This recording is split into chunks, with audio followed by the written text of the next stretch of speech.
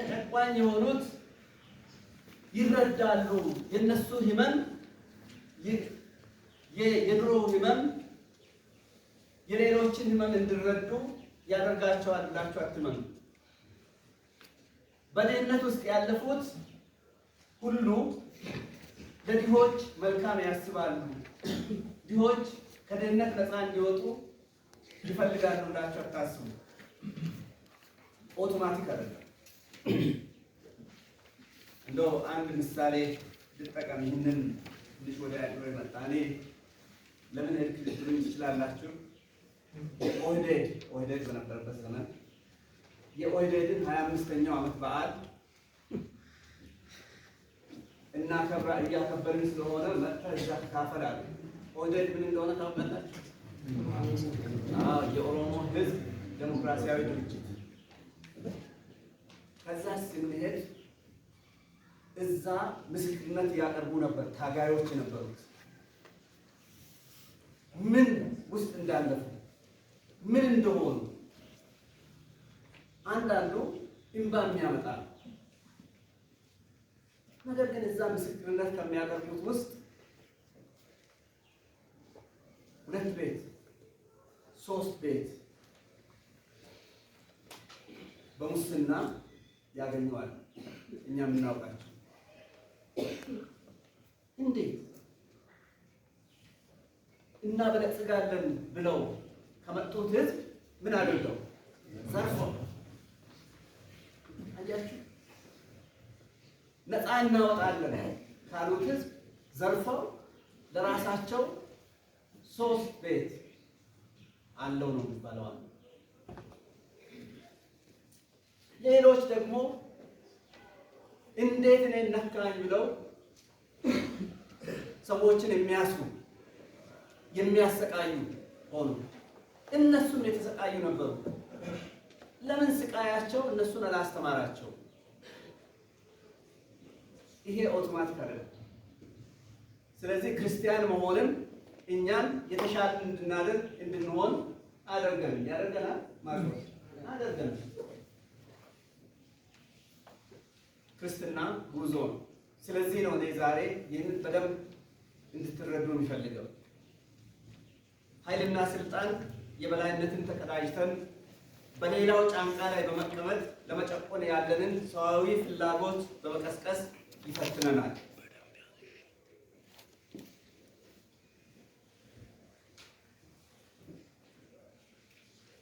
ይህን ፈተና ማሸነፍ አለብን ማለት ነው። ሀብት ስግብግብነትን፣ ወሮበላነትን፣ ንፉግነትን እና ጭካኔን እንድንማርና እንድናስተናግድ በመገፋፋት ይፈትነናል። ትናንትና ድሆች የነበሩ ሰዎች ዛሬ ሀብታሞች ይሆኑና ስግብግብ ይሆናል፣ ንፉግ ይሆናል፣ ወሮበላ ይሆናል፣ ጨካኞች ይሆናል። ለምንድን ነው ያልተማሩት? ከራሳቸው ድህነት እንል ይሆናል። እነሱም ይህንን ፈተና ማለፍ አለባቸው ማለት ነው። እነዚህ ፈተናዎች እንደ ሰውም እንደ ክርስቲያንም እነዚህን ፈተናዎች ማሸነፍ ከቻል የክርስትና እምነት ክርስቲያኖች ባሉባቸው እንደ አሜሪካ፣ እንደ እንግሊዝ እና እንደ ኢትዮጵያ ባሉ ቦታዎች ሁሉ አቀፍ የሆነ ቀጣይነት ያለውና ለልጅ ልጅ የሚተላለፍ ከአሁኑ እጅግ የላቀ በጎ ተጽዕኖና በረከት ያመጣል ብዬ አምናለሁ። ግን ፈተናዎቹን ሁሉም ነገሮች አላለፉ። ኢትዮጵያ በተለይ አላለፈችም። ሆሳና አላለፈችም። እኛ እዚህ ስንመጣ ሁለቱን ልጆች ሾፌራችንም እዚህ አገር ሰው አለ ወይ እያልን መጥተናል። ለምንድን ነው ያልነው? እንደዛ ከዚያ ከገብረ ጻዲቅ ሆቴል እዚህ ለመድረስ ምን ያህል ደቂቃ ፈጀብን? አይገርምም? ያሉት የጉድጓዶች አይነት በጣም የሚገርም ነው። ሰው አለ ወይ ወገኖቼ? ሰው አለ ወይ? ሰው አለ ወይ?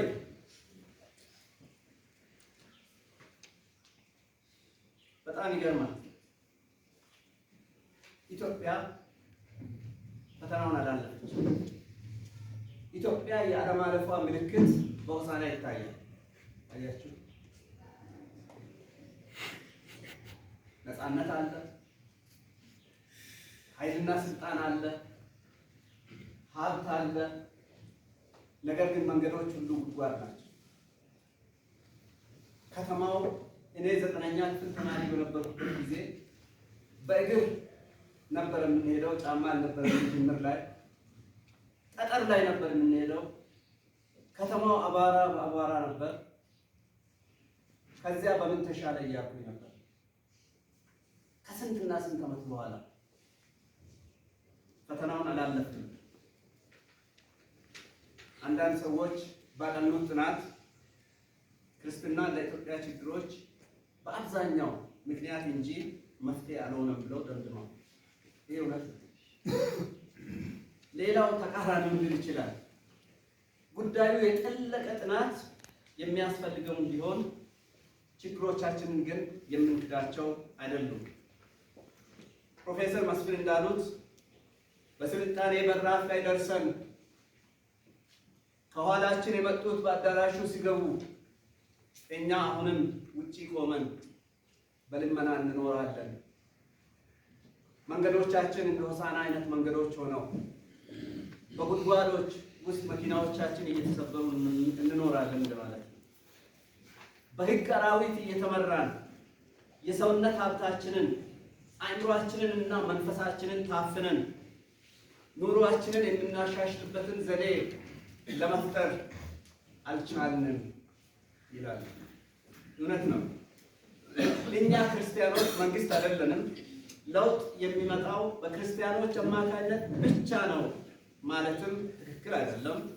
ነገር ግን ዓለም የሚተዳደርባቸው እሴቶች ሁሉ ክርስቲያናዊ እሴቶች ናቸው። ያንን ታምናላችሁ? እናንተ ታምናላችሁ? ይሄ የተባበሩት መንግስታት ህጎች የተባሉት ደንቦች የተባሉት የተመሰረቱት በክርስቲያናዊ እሴቶች ላይ እኛ እነዛን እሴቶች ሁሉ ተሸክመን ይዘን እንኖር ነን ማለት ነው።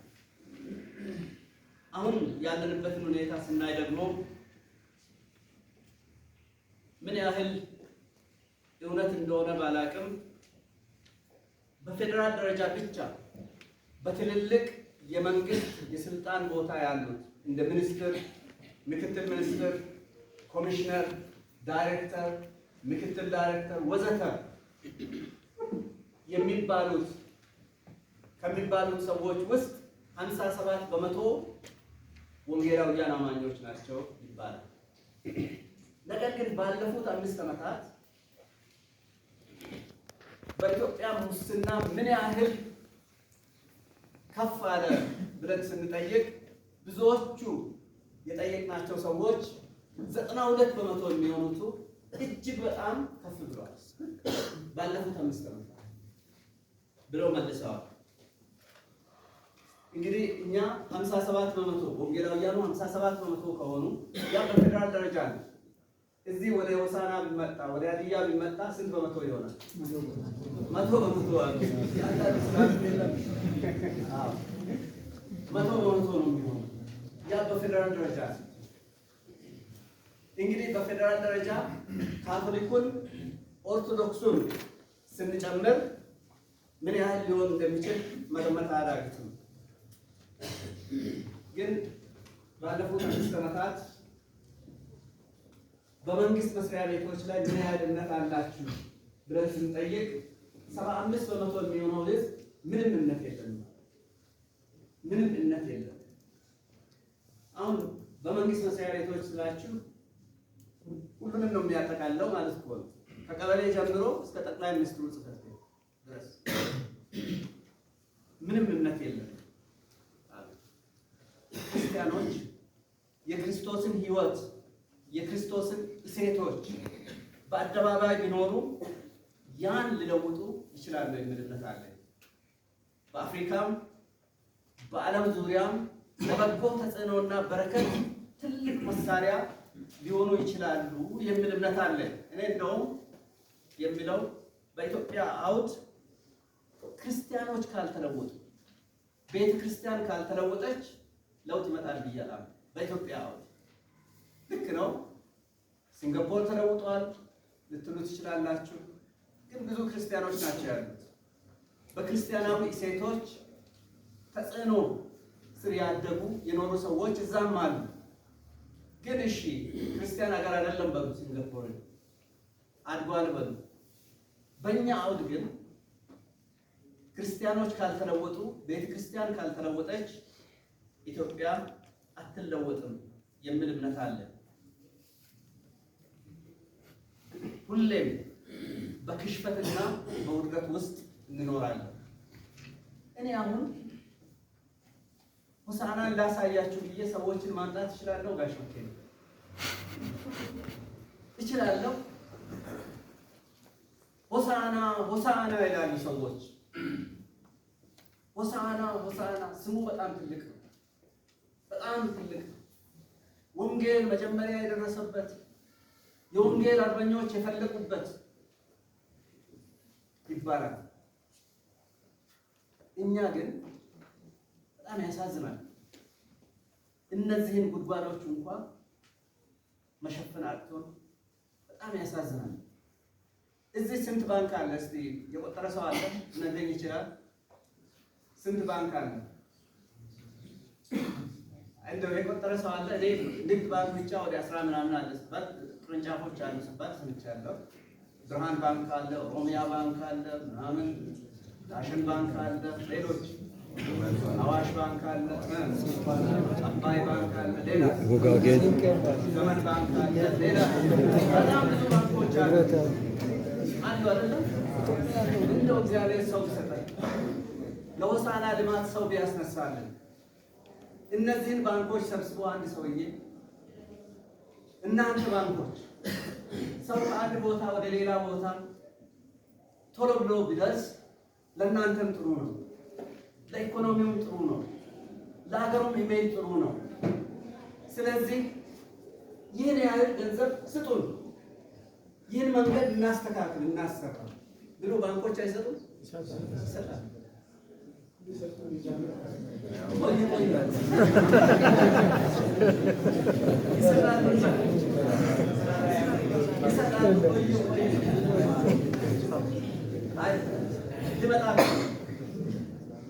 ይሰጣል ብንበል ግን ያ ሰውዬ ራሱ ከራሱ ጥቅም ይልቅ ከራሱ ልጆች ጥቅም ይልቅ የሆሳዕናን ሕዝብ ጥቅም የሚያስቀድም መሆን አለበት። የለበትም? ያ ሰውዬ ምን አይነት ሰው ነው? ክርስቲያን ነው አይደል? በሆሳዕና ክርስቲያን ነው ሊሆን የሚችለው።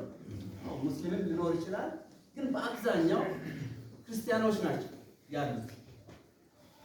ያ ክርስቲያን የክርስቶስ ሕይወት ያለው ከሆነ እሱ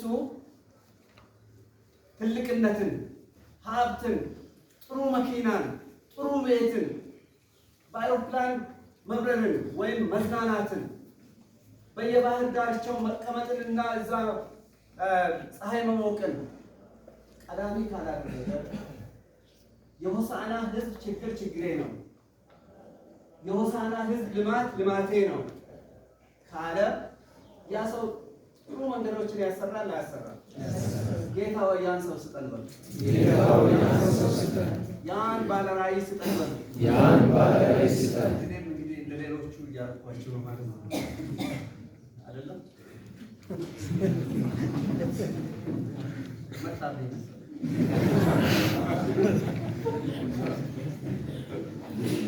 ምኞቱ ነው እንደዚህ ያደረገኝ። የኔ ልማድ አለ። ጌታ ግን ይስጠን። አንድ ብቻ አይደለም፣ 2 3 4 5 6 ብዙ አሉ እኮ በጣም ብዙ አሉ። እኛም ኃላፊነት አለብን። እንደ ቤተ ክርስቲያን እነሱን መቀስቀስ፣ ማነሳሳት፣ በሙስና ባህል ላይ ጀርባችሁን መልሱ፣ በዘረኝነት ላይ ጀርባችሁን መልሱ፣ እምቢ በሉ የማለት ኃላፊነት አለብን የለብን? አለብን። እኛም መመለስ አለብን። አሁን እናንተን ልውቀሳችሁ፣ ይበላል አላችሁ። ወዲያው ቢሰበሰብን ይበላል አላችሁ።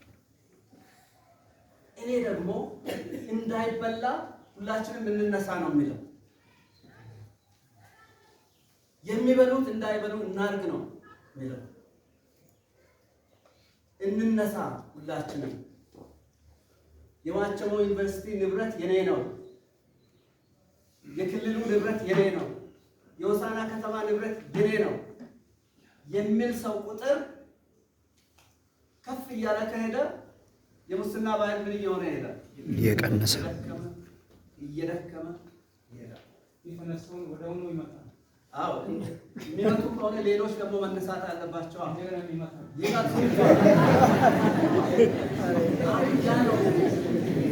እኛ በሶፎስ አፍሪካ ክፍተር ማስ እንላለን። መጥተው እኮ ሊጨርሱ አይችሉም። እነሱ ይመካሉ። መጨረሻ ላይ መጥተው ይመካሉ። እነሱ ግን እውነትን ይዞ ውበትን ይዞ የአንድነትን መንፈስ ይዞ ሰው ከቆመ አንድ ሰው ብቻ አይደለም፣ አንዱ ይመታል። ልክ ነው። እሱ ሲመታ ደግሞ ሌላው ይነሳል፣ ሌላው ይመታል። ግን መተው አይጨርሱም። የሆሳዕና ሕዝብ አያልቅም። ለእውነት የቆመ ሕዝብ አያልቅም። ተነሱ። እግዚአብሔር እነዛን ሰዎች ይስጠን። ከዛ እናንተ ደግሞ ከበስተኋላቸው ከቆማችሁ እነሱ ሲመቱ እኛም ለመመታት ዝግጁ ነን ካላችሁ ሶቅራጥስ እንዳለው ከክፋት ጋር ከማበር ክፋትን ከመስራት የክፋት ገፈት ቀማሽ መሆንን መርጣለሁ ካላችሁ ሆሳዕና ትለማለች። እርግጠኛ ነኝ ሆሳዕና ታልፋለች። እንዲሁ አታልፍም። አሁን ገንዘብ የት ነው ያለው ወገኖች? አዲስ አበባ ነው።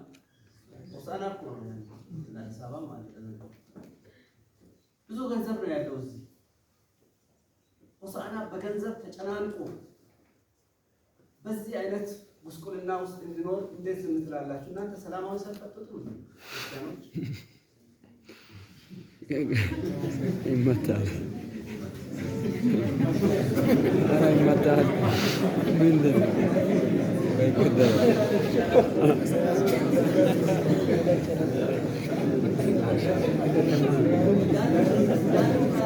ያስጨርሱ።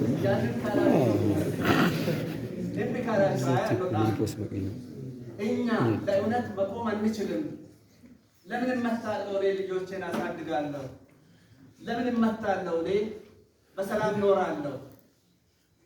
የወንድሜ ጉዳይ የኔ ጉዳይ አይደለም ካላችሁ በክሽፈትና በውርደት ውስጥ እንኖራለን።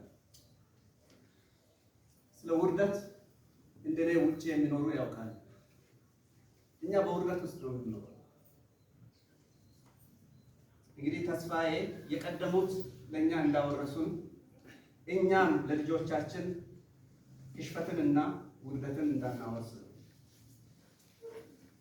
ሶስተኛ ቅድም ሁለት ጠቅሼላችኋለሁ። ይህ ክሽፈት እንዲቀለበስ የውርደት ካባችን እንዲወድቅ ያለንበትም ዓለም የተሻለ እንዲሆን ከእግዚአብሔር ጋር ጥሩ ግንኙነት እንዲኖረን ያስፈልጋል ብያችኋለሁ ቅድም። ክርስቶስ ለዓለም የሆነውን እኛም ለዓለም ለመሆን የመንፈስ እና የዓላማ አንድነት ያስፈልገናል። አሁን እዛ ላይ ነው ቁልፉ ያለው። የመንፈስና የዓላማ አንድነት ያስፈልገናል። ኢየሱስ በጸሎቱ በዮሐንስ ምዕራፍ 17 ቁጥር 20 እስከ 24 እንዲህ ብሏል። በጣም የሚገርም ነው። ሁሉም አንድ የሆኑ ዘንድ ከቃላቸው የተነሳ በእኔ ስለሚያምኑ ደግሞ እንጂ ስለነዚህ ብቻ አልለምንም። አንተ እንደላከኝ ዓለም ያምን ዘንድ አንተ አባት ሆይ በእኔ እንዳለህ እኔም በአንተ እነርሱ ደግሞ በእኛ አንድ ይሆኑ ዘንድ እለምናለሁ። እኛ አንድ እንደሆንን አንድ ይሆኑ ዘንድ እኔም በእነርሱ አንተም በእኔ ስትሆን በአንድ ፍጹማን እንዲሆኑ የሰጠኸኝን ክብር ለእነሱ ሰጥቻቸዋለሁ። እንዲሁም ዓለም አንተ እንደላከኝ በወደደኸኝም መጠን እነርሱን እንደወደድሃቸው ያውቃል ብሎ ለደቀ መዛሙርቱ ጸለየ። ከዛ ጳውሎስ በኤፌሶን 4:2-6 እንዲህ ይላል፣ በትህትና ሁሉና በየዋህነት በትዕግስትም እርስ በርሳችሁ በፍቅር ታገሱ፣ በሰላም ማሰሪያ የመንፈስን አንድነት ለመጠበቅ ትጉ። በመጠራታችሁ በአንድ ተስፋ እንደተጠራችሁ አንድ አካልና አንድ መንፈስ አለ፣ አንድ ጌታ፣ አንድ ሃይማኖት፣ አንዲት ጥምቀት፣ ከሁሉ በላይ የሚሆን በሁሉም የሚሰራ በሁሉም የሚኖር አንድ አምላክ የሁሉም አባት አለ። አንድ መሆን ግን ለእኛ ለክርስቲያኖች በጣም ከባድ ሆኗል። ለዚህ አንድ ጥሩ ምሳሌ በኢየሩሳሌም ሆሊ ሰፕሊካ የሚባል ቤተክርስቲያን አለ። ሆሊ ሰፕሊካ ያለው በኢየሱስ መቃብር ላይ ነው። ያ ቤተክርስቲያኑ በጣም የቆየ ቤተክርስቲያን ነው። ብዙ መቶ ዓመታት የቆየ ነው። በዛ ቤተክርስቲያን ዙሪያ በጣም የሚገርማችሁ በካቶሊኮች፣ በኦርቶዶክሶች፣ በአርመኖች፣ በኢትዮጵያውያን፣ በግብፅ ኮፕቶች መካከል ያለው ንትርክ ያለው አለመተማመን የቤተ ክርስቲያኑ ደጆች ቁልፍ እስከዛሬ በሙስሊም ቤተሰብ እጅ እንዲሆን አድርጓል። ኢትዮጵያውያንም እዛ ነው የሚያመልኩት፣ የኛ ነው ይላሉ። ካቶሊኮችም እዛ ነው የሚያመልኩት፣ የኛ ነው ይላሉ። አርመኖችም የኛ ነው ይላሉ። ኮፕቶችም የኛ ነው ይላሉ። ሌሎች ኦርቶዶክሶችም ከምስራቅ የሆኑት ከራሽያ፣ ከዩክሬን ወዘተ የሆኑት የኛ ነው ይላሉ። ስለዚህ ሁሌም ንትርክ ነው፣ ግጭት ነው። ስለዚህ ቁልፉን አንዱ ከወሰደ ስለማይሰጥ ለማን ተሰጠ? ለሙስሊሞች ተሰጥቶ እነሱ ናቸው ከፍተው የሚዘሉት። በጣም የሚገርም ነው። የመከፋፈል ችግር ግን ከመጀመሪያው ነበር። ጳውሎስና በርናባስ፣ ጳውሎስና ጴጥሮስ፣ የኢየሩሳሌም ቤተክርስቲያንና ጳውሎስ ያቋቋማቸው የአሕዛብ ቤተክርስቲያናት፣ የቆሮንቶስ ቤተክርስቲያን፣ የምስራቅና የምዕራብ ቤተክርስቲያናት፣ ኦርቶዶክስና ካቶሊክ፣ ፕሮቴስታንትና ካቶሊክ፣ በፕሮቴስታንት ውስጥ ደግሞ ሪፎርምድ እና ሉተራውያን የሚባሉ፣ ወንጌላውያን፣ ጴንጤቆስጤያውያን፣ ካሪዝማውያን እያልን መከፋፈላችን ማቆሚያ የለው። ለመከፋፈል አንዱ ምክንያት ማንነት ነው። ልክ ነው፣ ልክ አይደለም? ማንነትን ግን መካድ አይቻልም። እኔ ቃለ ሕይወት ነኝ፣ እናንተም ቃለ ሕይወት ናችሁ አይደል? አዎ። ወይም ከሌላ ቦታ የመጣችሁ አላችሁ፣ ሙሉ ወንጌል አላችሁ፣ መሰረት ክርስቶስ አላችሁ። አዎ። ስለዚህ እኔ ቃለ ሕይወት ነኝ፣ አንዳንዶቻችሁ ቃለ ሕይወት፣ አንዳንዶቻችሁ መሰረት ክርስቶስ፣ አንዳንዶቻችሁ ሙሉ ወንጌል፣ አንዳንዶቻችሁ ሌላ ናችሁ። እኔ እንደ ዛሬ ባልፈረዳሁበት ጊዜ መካነ ኢየሱስ ቤተክርስቲያን በእኛ አካባቢ ሲከፈት አንድ ደመቀ ቦተሞ የሚባል የኔ አብሮ አደገ ነበረ። እሱ መካነ ኢየሱስን ወደ ሸሞ ሲያመጣ፣ አዳቦ አካባቢ ሲያመጣ እንዴት እንደተናደድኩ ልነግራችሁ አልችልም። በጣም ነው የተናደድኩት እና በሻሾጎ አካባቢ አንድ ጀርመናዊ ፈረንጅ ነበር እዚህ መካነ ኢየሱስ ሄጦ የሚሰራ። እሱ እዛ ሄዶ ብድቃ አካባቢ የሚሆነውን ሳይ በጣም እናደድ ነበር። ቦቾ ስራ ነበር ያኔ። እንግዲህ ይሄ ያው የመከፋፈል ውጤት ነው አይደል? ያን እንድል ያደረገው እንደዛ እንዲሰማኝ ያደረገው እንዲህ እዚህ ጋሽ መክሮ ምናልባት ሊመሰክር ይችላል። አንድ ዶክተር ምስጋና የሚባል ኤግዚስት ይሰራ የነበረ ከኔ በኋላ ኤግዚስት ዳይሬክተር ሆነ። የዚህን ቤተክርስቲያን አባል የሆነችውን እና አገልጋይ የነበረችውን ፀሐይን አጫት። ፀሐይ ፈቃደኛ ሆና ለመካነ ኢየሱስ በመታጨቷ ምክንያት 6 ወር ከአገልግሎት ታግዳለች ሲባል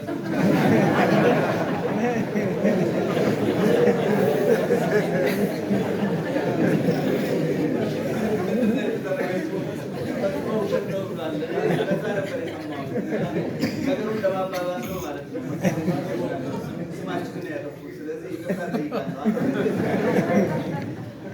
ጋሽ መኬቦ ስላረሙኝ ደስ ብሎኛል። ምንድን ነው የተደረገው? ምክንያቱም በዛን ጊዜ ከእኛ ወደ መካነ ኢየሱስ ከመካነ ኢየሱስ ወደ እኛ ይጋቡ ነበር። አንድም ቃል አንድም ጥያቄ በእሷ ብቻ ላይ የተነሳ ነገር የለም ከመካነ ኢየሱስ ስለሚባል። ምክንያቱም ብዙዎቹ ከዚህም ከዛም የተጋቡ ስለ እንጂ ተፈጥሮ የማለት ሀሳብ ካልሆነ መስተቀር ፈጥረው ነው እንግዲህ በወቅቱ መካነ ኢየሱስ ጋር የነበረው ግንኙነት ያን ተሻሽሎ ነበር።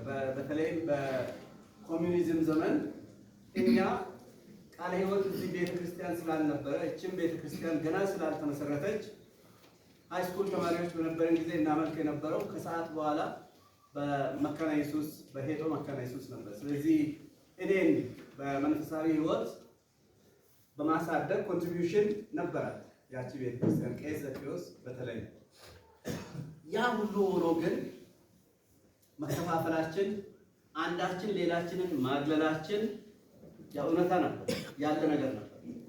ከዚያም በኋላ እኔ ቴዎሎጂ ተምሬ መጥቼም በሻሾጎ በተለይም በብድቃ በጋሽ ኬዳሞ ቤተክርስቲያን ሄደው መካነ ኢየሱስን ከፍለው ሲመሰርቱ እንዴት እንደተናደድኩ ልነግራችሁ አልችልም። እንግዲህ መከፋፈላችን፣ ሌላውን ማግለላችን እውነታ ነው። ይህንን መካድ የምንችለው አይደለም። ነገር ግን ኃጢአት ነው። አሁን እኔም ሀሳብ ኃጢአት ነበር ማለት ነው። አያችሁ፣ እኔም እናንተም ጠቅላላ የዓለም ቤተክርስቲያናት ሁሉ ከኢየሱስ እና ከጳውሎስ ጸሎት ተቃራኒውን ነው እየኖርን ያለ ነው። ኢየሱስ እንዲሆን የወሰነው የፈለገው የጸለየው እና ጳውሎስ እንዲሆን የፈለገው የጸለየው እና እኛ የምንኖረው ተቃራኒ ነው።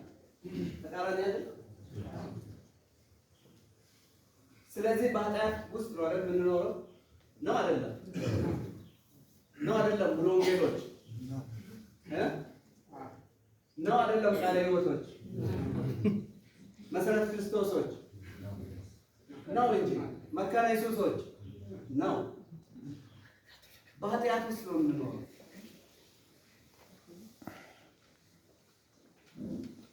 ግን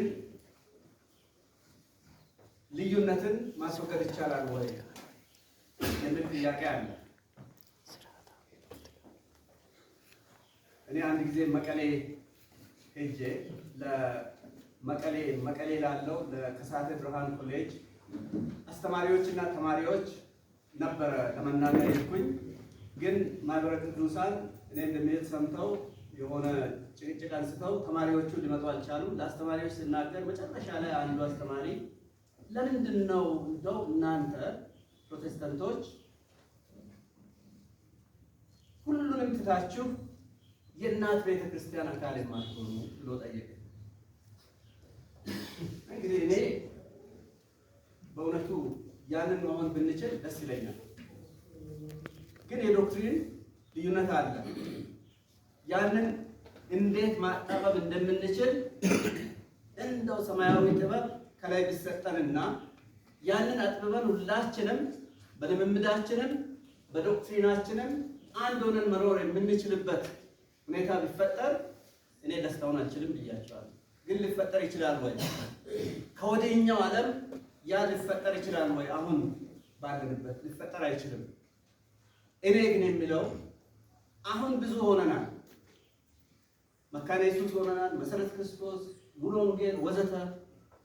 አሁን ግን ይብቃል ባይ ነኝ። ይብቃልና ያለውን እንቀንስ።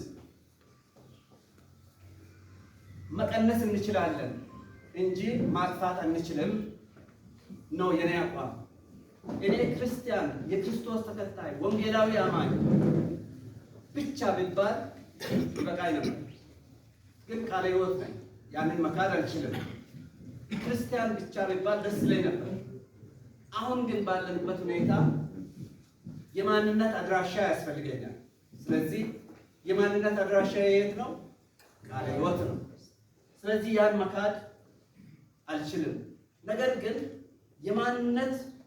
ይህን የማንነት አካል ቃለ ሕይወትነትን መቀበልን መካድን የተሻለ ክርስቲያን አያደርገኝም። እንግዲህ ወንጌላዊ አማኝነትና ቃለ ሕይወትነቴ መቀረጽና መመራት ያለባቸው በክርስቲያናዊ በክርስቶሳዊ ማንነት ነው። ያ ካልሆነ ጠባብና ጎጠኛ ሆናለሁ፣ እንደ ድሮ ማለት ነው።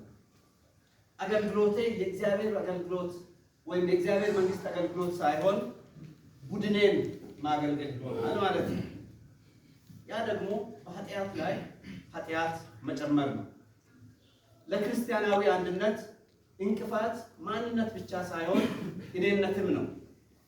እኔነት ማለት ራስን መውደድ ማለት አይደለም። ራስን መውደድ ኃጢአት አይደለም። ልክ ነኝ አይደል? ኃጢአት አይደለም። ባልንጀራህን እንደራስህ ውደድ ወይም እንደራስሽ ውደጂ። ራስን መውደድ ኃጢአት አይደለም።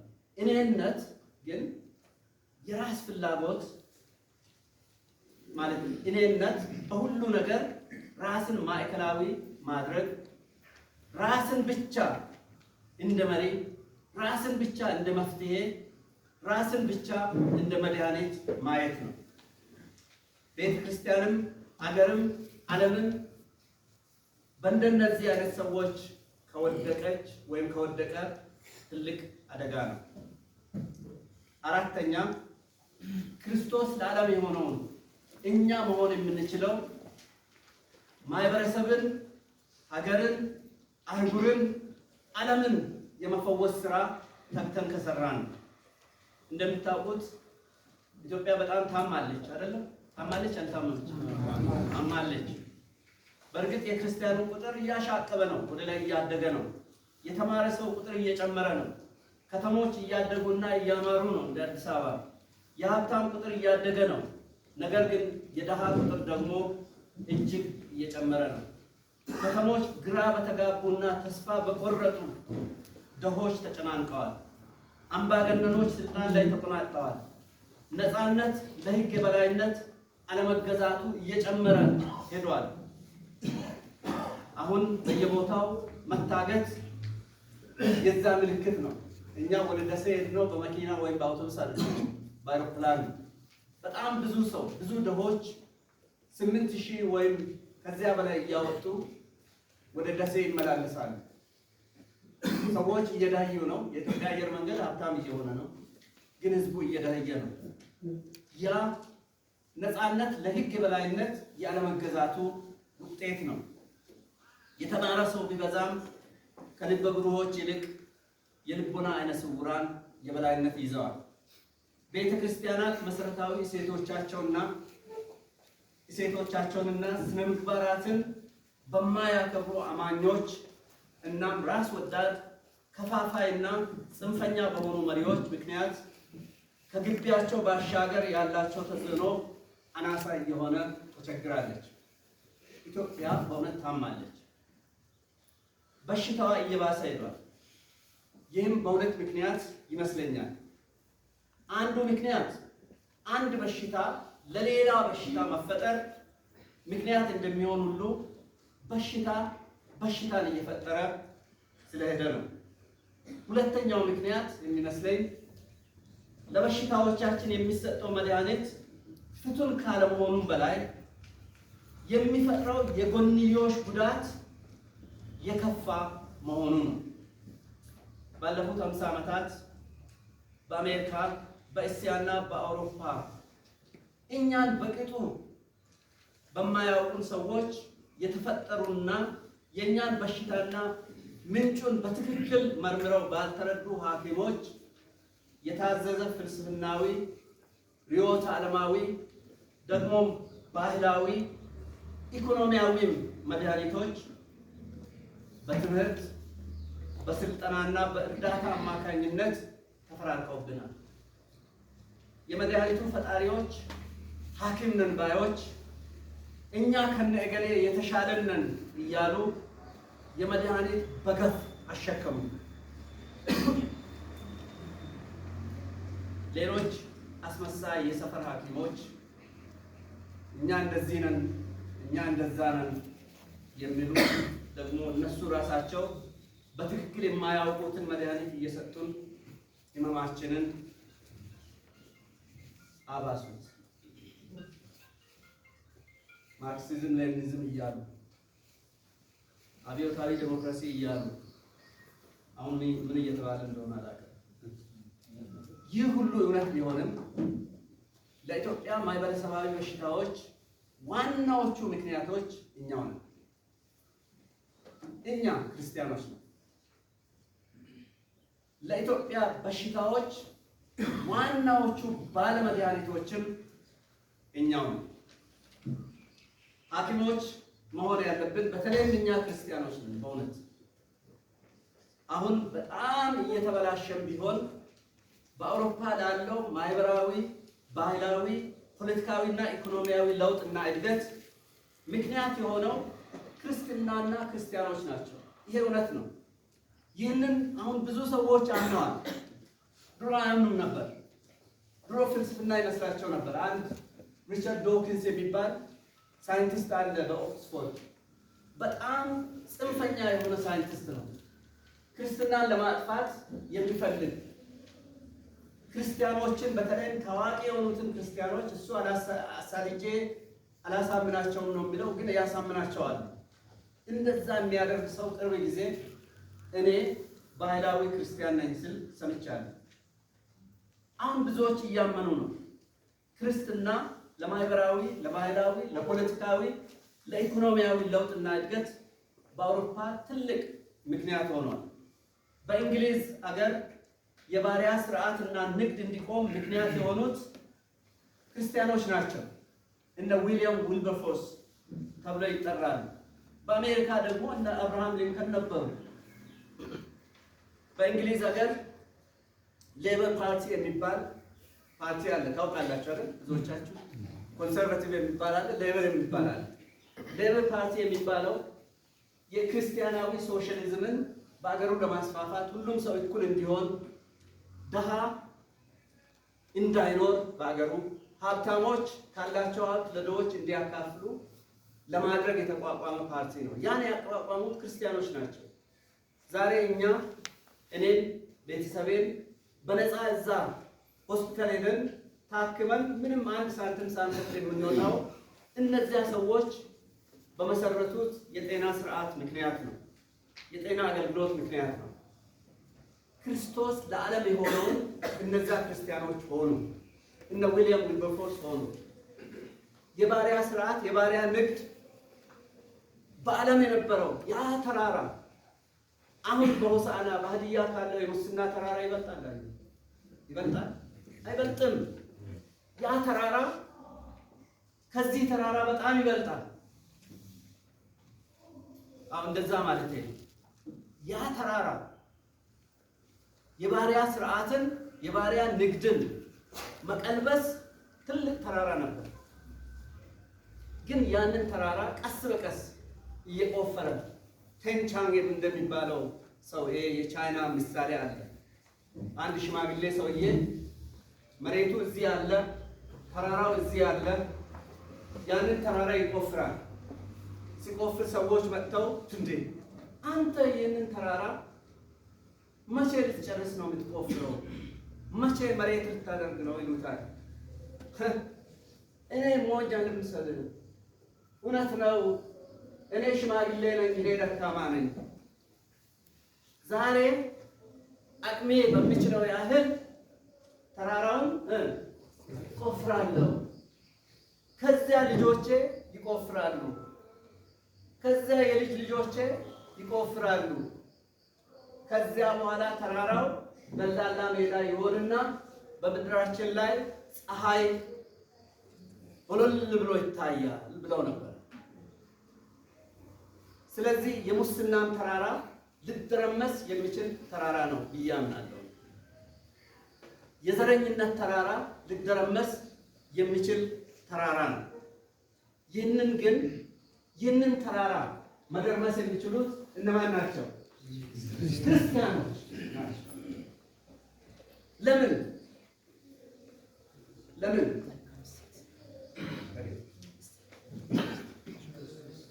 ክርስቶስ ስላለ በሕይወታቸው። እነሱ የለበሱት ማንን ነው? ክርስቶስን ነው። እነሱ ወክለው ያሉት ማንን ነው? ክርስቶስን ነው። እነሱ የሚኖሩላቸው ሴቶች የማን ሴቶች ናቸው? የክርስቶስ ሴቶች ናቸው። ይዘው የሚንቀሳቀሷቸው ሴቶች የክርስቶስ ሴቶች ናቸው። ስለዚህ ክርስቲያኖች ይህንን ተራራ መቆፈር ቢጀምሩ ተራራው አሁን ባይደረመስ ወይ በልጆቻቸው ዘመን ወይም በልጅ ልጆቻቸው ዘመን ይደረመስና በሀዲያ፣ በሆሳና፣ በከምባታ በሌሎችም ቦታዎች ብርሃን ይበራል። ስለዚህ ክርስቲያኖች ናቸው። አምስተኛ እየጨረስኩ ነው። እኛ ክርስቲያኖች ክርስቶስ ለዓለም የሆነውን መሆን የምንችለው በሮሜ ምዕራፍ 2 ላይ እንደተገለጸው አይሁዳዊ መሆን ካቆምንና የክርስቶስን ሴቶች በሕይወታችን በትክክል ካንጸባረቅን ብቻ ነው። ኤልያስ በስንት ሰዓት ነው የማቆመው? አንድ ሰዓት ላይ ነው። ስለዚህ 10 ደቂቃ አለኝ፣ እጨርሳለሁ። መጽሐፍ ቅዱስን እንሰብካለን፣ እናስተምራለን፣ የእግዚአብሔርን ፈቃድ እናውቃለን እንላለን፣ ከእግዚአብሔር ጋር አለን በምንለው ግንኙነት እንኩራራለን፣ ራሳችንን የዕውር መሪ፣ በጨለማ ላሉት ብርሃን፣ የተላሎች አራሚ፣ የብላቴኖች መምህር እና የእውነት ባለቤት አድርገን እናቀርባለን። ነገር ግን መስረቅን እየኮነንን ራሳችን የምንሰብክ ከሆነ ማመንዘር ኃጢአት ነው እያል እኛ የምናመነዝር ከሆነ ጣዖታትን እየተጠየፍን በገንዘብ ጌትነት ስር ከኖር የእግዚአብሔር ቤት ጠባቂዎች ነን እያል ቤቱን የምንዘርፍ ከሆነ የብሔራዊ ተሐድሶ ምክንያትና ለውጥ ብሎም የታደሱ መስተጋብሮች ማስፈጸሚያ ልንሆን አንችልም። እኛ ክርስቲያኖች ክርስቶስ ለዓለም የሆነውን መሆን የምንችለው በመጀመሪያ በቤተ ክርስቲያን ከዚያም በማህበረሰብ ውስጥ ድህነት እንዲጠፋ ከሰራን ነው። በዘዳግም ምዕራፍ 15 ቁጥር 4 እግዚአብሔር አምላክህ በሰጠህ ምድር በእውነት ይባርክሃል፣ በመካከልህም ድሃ አይኖርም ይላል። በመካከልህም ምን አይኖርም? ድሃ አይኖርም ይላል። ይህ በብሉይ ኪዳን ዘመን አልተፈጸመም። የተፈጸመው በሐዋርያት ሥራ ምዕራፍ 4 ቁጥር 34 በክርስቶስ ተከታዮች መካከል ነበር። ምክንያቱም በመካከላቸው አንድ ስንኳ ድሃ አልነበረምና ይላል። መሬትም ወይም ቤትም ያላቸውን እየሸጡ የተሸጠውን ዋጋ ያመጡ ነበርና ሐዋርያቱም ማናቸውም እንደሚፈልግ መጠን ለእያንዳንዱ ያካፍሉት ነበርና። ግን ይህ አልቀጠለም። ድህነትና ረሃብ በኢየሩሳሌም ቤተ ክርስቲያን በመጽናቱ የአሕዛብ ቤተ ክርስቲያናት እርዳታ ሰብስበው ልከዋል። ድህነቱ ዛሬም በቤተ ክርስቲያን ቀጥሏል። ቆርጠን በአንድ ላይ ከተነሳን ግን ቢያንስ መቀነስ እንችላለን። እንዴት ይሆናል? ብዙ መንገድ አለ። ብዙ መንገድ አለ።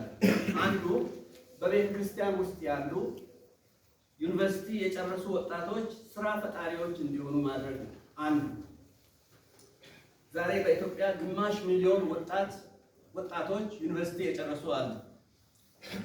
ብዙዎቹ ስራ ያልያዙ ማለት 5 ሚሊዮን ስራ ያልያዙ 500,000 ስራ ያልያዙ ዩኒቨርሲቲ የጨረሱ ወጣቶች አሉ። ብዙዎቹ የቤተ ክርስቲያን ልጆች ናቸው። ከነዚያ ውስጥ ቢዝነስ አቋቁመው ሀብት ለመፍጠር የሚፈልጉ በጣም ብዙ ናቸው። ግን ካፒታል የላቸው፣ ገንዘብ የላቸው። ባንኮች የሚያበድሩት ለሀብታሞች ብቻ ነው። ይህንን ታውቃላችሁ አይደለም? በኢትዮጵያ ከ30 በላይ ባንኮች አሉ። ከ120 ሚሊዮን ህዝብ ውስጥ ከባንክ የሚበደረው ወደ 300 ሺህ ገደማ ነው። ከዚያ ውስጥ ለብድር ከሚሰጠው ገንዘብ 23 በመቶውን የሚበደሩት 10 ግለሰቦችና ኩባንያዎች ናቸው። 0.5 በመቶ ተበዳሪዎች ከ300 ሺህ ውስጥ 0.5 በመቶ ተበዳሪዎች 73.5 በመቶ ብድር ለራሳቸው ይወስዳሉ። 10 ሚሊዮን ብር በላይ ያላቸው 96.5 በመቶ ብድር የሚወስዱት ሀብታሞች ናቸው። 99.8 በመቶ ተበዳሪዎች ያሉት በከተማ ነው። 80 በመቶ ህዝብ ያለው የት ነው? ስለዚህ ሀብታሙ ሀብታም እየሆነ ይኖራል፣ ድሃው ድሃ እየሆነ ይኖራል። ይህንን ቤተክርስቲያን አይታ ምን አደርጋለሁ ብላ ዝም ማለት አለባት ብዬ አላምንም። እንግዲህ ይህንን ስላችሁ በዚህ ባንኮችም ተበዳሪዎችም ኃጢአተኞች ናቸው እኛንን የተሻልን ለማለት አይደለም። እኔ አሁን እያልኩ ያለሁኝ በኢትዮጵያ የተሻለ ማህበረሰብ እንዲፈጠር ቤተክርስቲያን ቀዳሚ ሚና መጫወት አለባት ለማለት ፈልጌ ነው። ይህንን ካደረግን በስነ ምግባር የታነጹ ሀብተ ፍሬዎችን በቤተክርስቲያን እናበዛለን። ተመጽዋችነትን እናስወግዳለን። ተመጽዋችነት ረጂ ለሌላቸው ባልቴቶች፣ ለደካሞችና ለተራቡ ለታማሚዎች ይሆናል ማለት ነው። ተመጽዋችነት ወጣቶች ተመጽዋች አይሆኑም። ጉልበት ያላቸው ተመጽዋች አይሆኑም።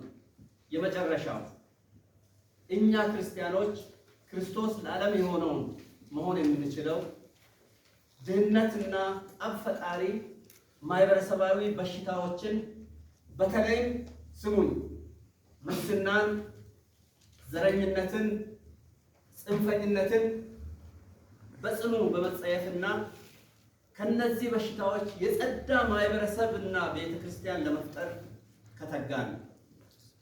እነዚህ በሽታዎች በቤተክርስቲያን ውስጥ ስላሉ ሞራላዊ ስልጣናችን ተዳክሟል። አንድ ወዳጄ ትናንት ወዲያ ማታ ለምንድን ነው እንደዚህ የሆነው? እኛ ለምንድን ነው ቤተክርስቲያን ስልጣኗን ያጣችው ስለው እንግዲህ እኛ ሳይኮሎጂካል ዲፊት ገጥሞናል አለ። በጣም ጥሩ የሆነ ይሄ ኢንተሌክቹዋል ገለጻ ነው። ግን እኛ የገጠመን ሞራላዊ ውድቀት ነው። ሞራላዊ ስልጣናችን ተዳክሟል። መተማመን ጠፍቷል። ግንኙነት ተበላሽቷል።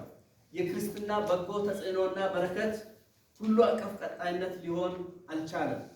ለልጅ ልጅ የሚተላለፍ ሊሆን አልቻለም። ዘረኝነትና ሙስና እየተመጋገቡ በኢትዮጵያም በሌላውም ዓለም ችግር እየፈጠሩ አሉ። ቤተ ክርስቲያን አሁን እዚህ መሰረተ ክርስቶስ፣ ሙሉ ወንጌል፣ ቃለ ሕይወት፣ መካነ ኢየሱስ ሌሎችም አላችሁ። ሁላችንም ግንባር በመፍጠር ሙስናን ከተቃወምን፣ ዘረኝነትን ከተቃወምን፣ ዘረኝነትን ከቤተ ክርስቲያን ውስጥ ካስወጣን ቤተ ክርስቲያን ተስፋ ይኖራታል፣ ኢትዮጵያም ተስፋ ይኖራታል። እንግዲህ ቤተ ክርስቲያን አንድ ግንባር በመፍጠር ድህነትን፣ ጠብ ፈጣሪ የሆኑ ማህበረሰባዊ በሽታዎችን እንዲወገዱ በሀገራችን ግጭቶች፣ ጦርነቶች እንዲቆሙ ካልሰራች ኢትዮጵያ ምንም ተስፋ የላትም እላለሁ። እሺ አንተስ ምን ታደርጋለህ ትሉኝ ይሆናል። እኔ የሚለው ዳር ቆሜ አልፈርድም። ዳር ቆሜ ከመፍረድ ይልቅ መፍትሄ ፈላጊ መሆን እንሻለን። በታሪክ መሰረት ላይ ቆሜ ካለፈው መልካምና ክፉ እየተማርኩ የተሻለንና ገንቢ የሆነን ሀሳብ ማሳደግ እፈልጋለሁ። በፍትህና በእውነት ላይ የተመሰረተ ጤናማ አጋርነትን በውጭና በውስጥ ካሉት ጋር ለመፍጠር እሞክራለሁ። የተጎጂነትን ስሜትና ሌላውን ብቻ አጥፊ የማድረግን አስተሳሰብ አስወግጄ በሀገሬ ያሉት እህቶቼና ወንድሞቼ የሚያጠፉት ጥፋት የኔም እንደሆነ በመውሰድ እኔም ራሴን ለውጬ እነሱም ራሳቸውን እንዲለውጡ ለመርዳት እጥራለሁ። ይህ የኢትዮጵያንና የኢትዮጵያን ሀገረ መንግስትና መንግስት የተለያዩ ናቸው። ሀገረ መንግስት መደገፍ እንጂ የብልጽግና ፓርቲን መደገፍ ነው ብዬ አላምንም። ደርግ ነበር፣ ዛሬ የለም። ኃይለ ሥላሴ ሊጀምር፣ ኃይለ ሥላሴ ነበሩ፣ ዛሬ የሉም። ደርግ ነበር፣ ዛሬ የለም። ኢህአዴግ ነበር፣ ዛሬ የለም። እርግጠኛ ነኝ። ሌላው ዛሬ አለ፣ ነገ አይኖርም። ኢየሱስ ይኖራል፣ ኢትዮጵያም ትኖራለች። ኢትዮጵያ የምትኖረው ግን ህዝብ ህግና ኢኮኖሚያዊ አውታሮችን አስተዳደራዊ መዋቅርን ከጠበቀ ነው። ዛሬ ለምሳሌ በፍትህ ሚኒስቴር ስር 600 የሚሆኑ አቃቤ ህጎች አሉ። በፌዴራል ደረጃ በዞንም አቃቤ ህጎች አሉ፣ በክልሎች አሉ። በፌዴራል ደረጃ ብቻ ከ600 ይበልጣሉ።